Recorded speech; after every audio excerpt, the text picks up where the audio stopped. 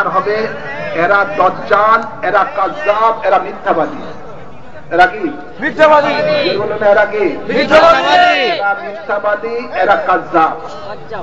আল্লাহর নবীর পরে মুসাইলামা কাযযাব নবী দাবি করেছে, লকিদ নবী দাবি করেছে, সাজা নবী দাবি করেছে, সুজা নবী দাবি করেছে, মুখতারে সাকাফি নবী দাবি করেছে, বাউল্লাহ ইরানি নবী দাবি করেছে, মির্জা গোলাম আহমদ কাদিয়ানী নবী দাবি করেছে।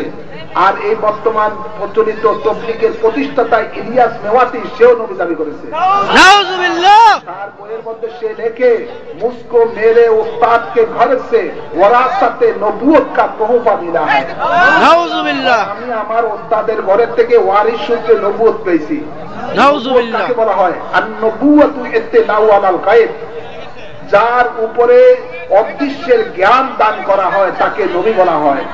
যেমন ওয়ারিস সূত্রে নবী ছিলেন হযরতে ইয়াকুব আলাইহিস সালামের সন্তান হযরতে ইউসুফ আলাইহিস সালাম, যেমন হযরতে আপনার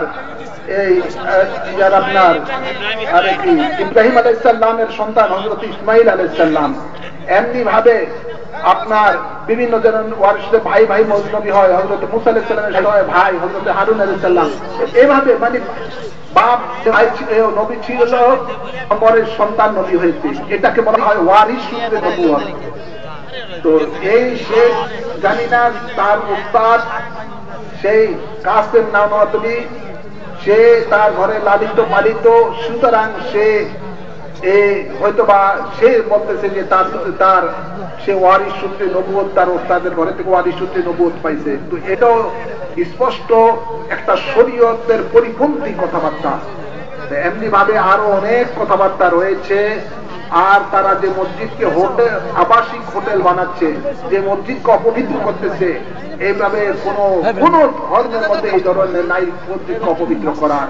তাই আপনারা সকলে খেয়াল রাখবেন, মহিলারা খেয়াল রাখবেন। আপনাদের কাছেও মহিলারা তবলিগের বিভিন্ন দাওয়াত নিয়ে আসে, আপনাদেরকে বিভিন্ন ইসলামের কথা বলে ধোঁকা দিতে পারে। আপনারা সেদিকে সকলে সাবধান থাকবেন। প্রত্যেকে সূরা ফাতিহা পড়েন, সূরা ইখলাস 3 বার পড়েন। বিসমিল্লাহ।